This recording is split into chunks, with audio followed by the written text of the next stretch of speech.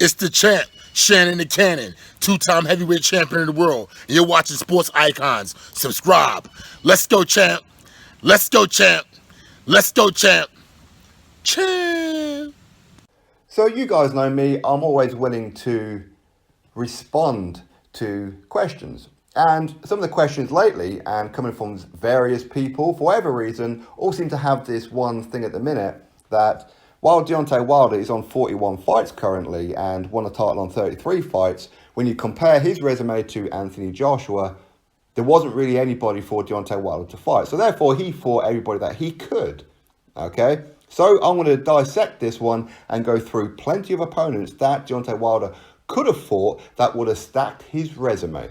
Okay? And, of course, would have helped him become an A-side, a star in boxing, could have done all of this, but he chose not to do it. Now, Deontay Wilder, he did turn pro in 2008 after he won the bronze at the Olympics, hence the reason the Bronze Bomber. And this was at heavyweight, not at super heavyweight, like Joshua won super heavyweight. David Price was at super heavyweight at this time. Yep, Deontay Wilder ducked David Price. I was dunking in the 5th grade. Yep. So, who is it that Deontay Wilder could have fought but didn't fight? Again, you see, this is a subject that people will ask the question, the Wilder fanatics, but yet they will avoid the whole thing. In fact, they'll come out with their own narratives and come out with stupid comments like that. So I'm going to respond to your comment. Who is it that he could have fought? Well, the two obvious ones could have been the champions, Vladimir Klitschko and Vitaly Klitschko. In fact, he waited for Vitaly Klitschko to retire and vacate his belt in order to make an assault on that title from Bryant Jennings. Bryant Jennings defeated Chris Arriola, who had already defeated beforehand, but listen, Don King and WBC, right? So Bryant Jennings gets a vacant title. Deontay Wilder relieves Bryant Jennings of that title by going the points. So those who say that Anthony Joshua was a paper champion because he won the IBF from Charles Martin, isn't it exactly the same scenario? Isn't it the same scenario? Vitaly Klitschko vacated the belt and Tyson Fury vacated the belt. Okay, he did get stripped, but again, that was his own fault. He signed a rematch with Vladimir Klitschko when he didn't need to because he was mandatory. And as a subsequence, because of that, he couldn't fulfill his IBF mandatory against Glasgow. Charles Martin did so for the vacant belt. Joshua got the title. So if Anthony Joshua is a paper champion, then surely Deontay Wilder is, correct? Right. So he could have fought Vitaly Klitschko, but didn't. No, he waited for him to retire. He could have fought Vladimir Klitschko, but didn't. In fact, his own manager, even when Wilder became champion, said, he's not ready. He's still a baby. He's still a prospect. He's not ready. Wilder said, yeah, well, I can't fight him because, I've got a mandatory. Don't talk about mandatories, Deontay Wilder. Please don't do so, because in 4 years since you've had that WBC title, you've only fought one mandatory. Again, this is a fact, okay? And people don't like hearing facts. They only want to hear what they want to hear, okay? So, Vladimir and Vitaly, he didn't do. Again, why did Shelly Finkel say that about Vladimir Klitschko? Because he knows that Vladimir Klitschko knocked out Deontay Wilder on 2 occasions in sparring and had him on the floor as well with some body shots. Not something that Vladimir Klitschko is particularly known for as a body shot, is it? Anyway, what happens in sparring is what happens in sparring. Plenty of people get done in sparring. That's where you get done, don't get done on the live stage.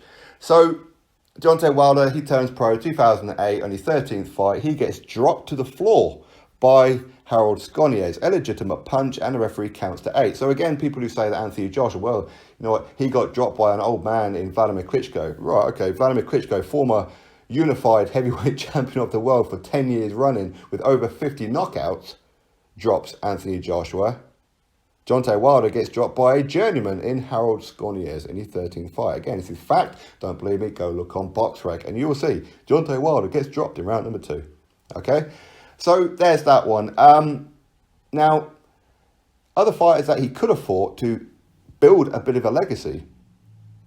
Actually, let's retract real quick, okay? Because people say, but he didn't have much amateur experience. He only had 35 fights as an amateur, which is true, okay? That's not many. But Joshua only had 8 more. So again, do you really want to, it's like apples and oranges. Do you really want to go down that route? Again, it's not really a good argument, is it? So anyway, he could have fought David Haye. David Haye was active around this time, right in the middle of Deontay Wilder's career. And of course the early part as well. David Haye, who came up from cruiserweight to win a world title, the WBA world title from Nikolai Valuev, and then went to unify against Vladimir Klitschko. He lost that one, but then went and fought Dereck Chisora. So David Haye, he could have fought, but didn't. Let's stick with that one. Nikolai Valuev, WBA champion. Wilder didn't even try to make that fight. Wanted to stay away from him. Didn't want that fight either. So Valuev was a decent opponent. And to be honest, I'd have probably picked Deontay Wilder to beat him, to be fair. But anyway, Wilder didn't do it. He could have took on Ruslan Chagayev, who was also a WBA world champion. Okay? Lucas Browne took him on. Why didn't Wilder? In fact, Wilder hasn't even cleaned up domestically. Even till this day, he still hasn't cleaned up domestically. In fact, he could have fought Bryant Jennings, who was a very, very hot fighter back then. For quite some time. Bryant Jennings, who was undefeated until 2015, so 7 years into Deontay Wilder's reign. Why didn't he take on a local American in Bryant Jennings? Bryant Jennings, as I said, he lost 2015 to Vladimir Klitschko because he actually stepped up. He decided to risk it and took on Vladimir Klitschko, something that Wilder never did. And as I said, he hasn't cleaned up domestically yet.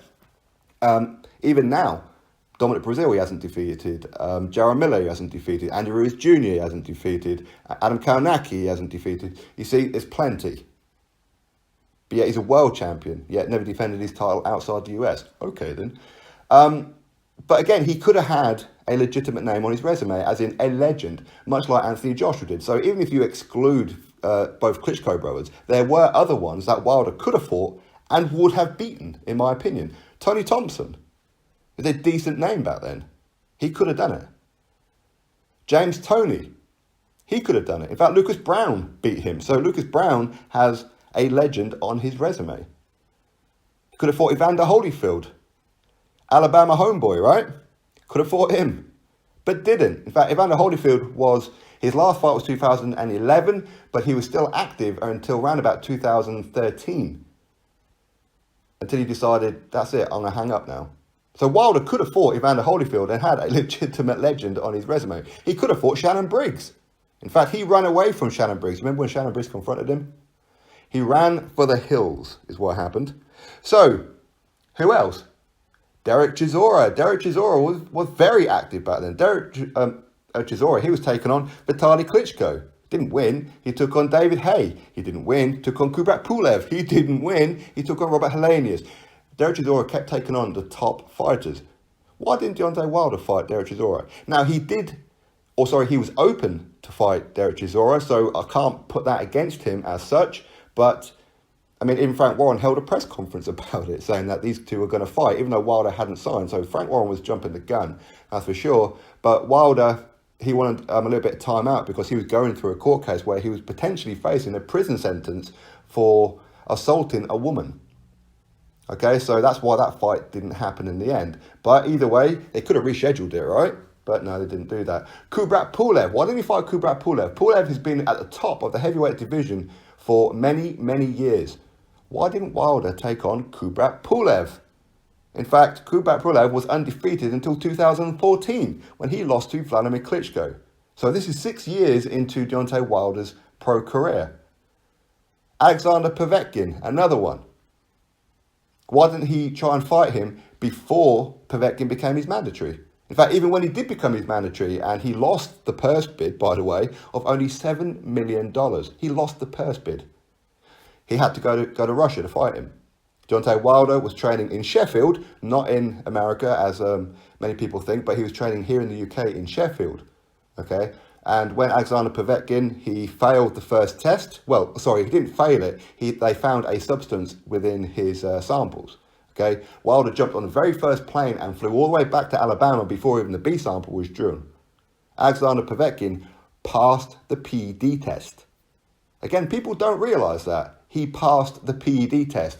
He shouldn't have had anything in his system anyway, granted, that is for sure. But with the minimal amount that was in there, which was previously a legal substance, which is why it was in there The fight should have still went ahead, but it didn't. The WBC backed him. In fact, the WBC didn't even suspend Alexander Povetkin. They didn't fine him or anything because the fight should have happened. He got suspended when he failed against Bryant Jennings. But again, with Alexander Povetkin, not only did he sue Team Wilder and the laboratory that found him to have PEDs, which turned out to be contaminated as well. So either way, the fight with Povetkin and Wilder could have happened then, and maybe should have happened before then. Okay? Tyson Fury, even before Tyson Fury became world champion. Why didn't you fight Tyson Fury? Oh yeah, I remember, because we want to make it a big fight. We want both of us to be world champion. Again, ducking. I was dunking in the 5th grade. So, Alexander Ustinov, he was undefeated until 2012. And to be honest, I would have probably picked Deontay Wilder to have beaten him even then. Alexander Ustinov was a decent opponent back then. He was highly thought of back then. Robert Helenius was highly thought of back then. Robert Helenius was tipped to be the next Vladimir Klitschko. Why didn't you take him on? I was dunking in the 5th grade. David Price, the guy that you ducked in the amateurs. Why didn't you fight David Price? David Price was undefeated until 2013 when he lost to Tony Thompson, a guy that you should have fought. Why didn't you fight David Price? Manuel Charr. Manuel Charr was undefeated until he lost to Vitaly Klitschko in 2012. Why didn't you fight Manuel Charr? You see, Manuel Charr was stepping up. Dereck Chisora was stepping up. David Haye was stepping up. Pulev was stepping up. Povetkin was stepping up. Ustinov was stepping up. David Price was stepping up. Bryant Jennings was stepping up. Why wasn't Wilder? You see, there were plenty of opponents around then that he could have fought, but didn't. In fact, even as champion, who the hell did he fight? In fact, before he became champion, the biggest name on his resume was Audley Harrison. A-Force. Good one. And this is like the first time that I'd actually seen Deontay Wilder, and I was a big fan. I was impressed with Deontay Wilder, but since then his level of opposition has not improved. In fact, right before he got his world title fight on 33 fights, so in his 32nd fight, to get a world title, he fought Jason Gavin. Jason Gavin, who had 16 losses on his record. 16. And 4 draws. So that's 20 fights. Jason Gavin didn't win. But yet this is the guy that Wilder fought in order to fight Bryant Jennings. Okay? Bryant Jennings, who had already lost beforehand, but listen, he was champion, and he fought Bryant Jennings. And then he defended against Eric Molina. Behave yourself. He'd already lost twice. Johan Duhaupas straight after then. Duhaupas had already lost twice. Arthur Spilka after then. He already lost by knockout to Bryant Jennings. Chris Arriola, who lost 4 times and had a draw. 2 of those were against Bryant Jennings. So why would you fight in Chris Arriola? In fact, he even tried to fight Andrei Wawrzyk to defend his title against Andrei Wawrzyk. Who? Exactly. I was dunking in the 5th grade. Then Gerald Washington, which is actually his first undefeated fighter. Listen, I was okay with that one, purely because the Andrei Wawrzyk fight fell through and it sounded better. Okay, then he had a rematch against Bryant Jennings for his first time mandatory. 3 years, mandatory Bryant Jennings. And even Wilder said Bryant Jennings shouldn't have been mandatory. He hadn't had a fight in God knows how long. And even then, he should have lost that to Derek Rossi. So he had one fight between losing his title to Deontay Wilder to having a rematch with him. So again, his choice of opposition has been his own fault. He could have been the A-side right now. He could have been a star in boxing. But no. See, he wanted to defend his title against the likes of Chris Arriola and Johan Duhaupas and Eric Molina and fight Jason Gavin, fight Mallet Scott, who previously got knocked out by Dereck Chisora. Didn't want to fight Dereck Chisora, did he? No, he didn't. He wanted to fight Audley Harrison. Matthew Greer, who had 8 losses just before he had a world title fight as well.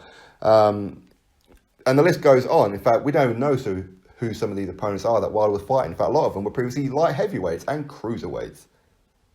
So do you really want to compare Deontay Wilder's resume even to Anthony Joshua? Do you really want to do that? Because you just be setting yourself up for a lot of embarrassment. And I know people don't like it, and I know his fanatical fan channels avoid all this kind of thing. Well, he tried to fight everybody, but he just couldn't. No, he didn't. And it proved it when he won the title, where Shelly Finkel said he's still a baby, he's still a prospect. In other words, he had no faith in him. His team had no faith in him. Oscar De La Hoya had no faith in him. Al Heyman had no faith in him. In fact, Al Heyman still has no faith in him. He even tried to avoid Luis Ortiz until Stephen Espinosa of Showtime stepped in and went, no, you are fighting him. Hence the reason why that fight happened. Tyson Fury. Tyson Fury was a cherry pick that went badly wrong. But Wilder has serious power, and I know there's probably going to be quite a few Wilder fan channels out there trying to critique. You can't critique what I've just said. Any of those names he could have fought, but didn't. And his resume would have been pretty good right now. And that's a fact. Like it or not, it's a fact. Anyway, drop your thoughts below, click thumbs up, and of course subscribe. Catch you all on the next video.